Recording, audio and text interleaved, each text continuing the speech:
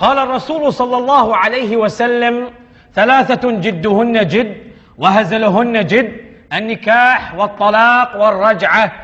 النكاح والطلاق والرجعة.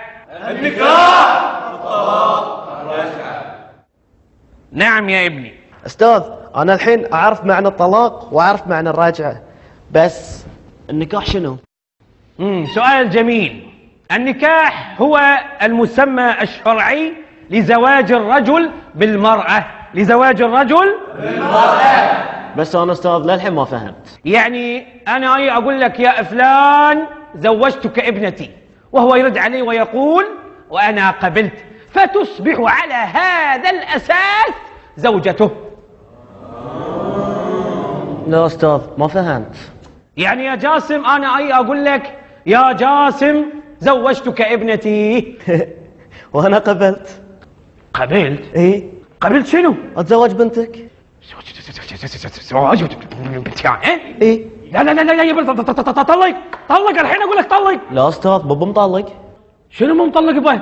أنا كنت أشرح لك الدرس، ما كنت قصدي أنا أزوجك بنتي. أستاذ الحين أنا تزوجت بنتك على حسب شرحك لنا، وكل الصبيان في الصف الحين شهود، صح؟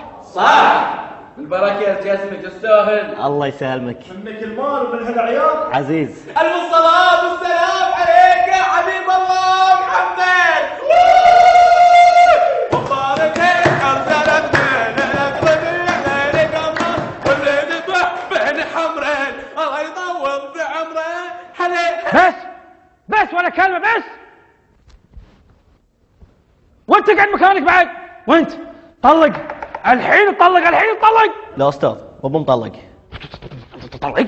زين سمعوني، الحين راح اشرح لكم موضوع الطلاق، وابيكم تركزون في ذي الموضوع، خاصة انت. الواحد اذا بيطلق زوجته لازم يقول لها: يا مريم انت طالق. سمعتوا؟ وراح ابتدي فيك يا جاسم. يلا repeat with me. قول: يا مريم انت طالق. يعني الحين اسم بنتك مريم؟ حي الله عمي ابو مريم. بس تدري عاد؟ قوم. المدير تعال عند المدير.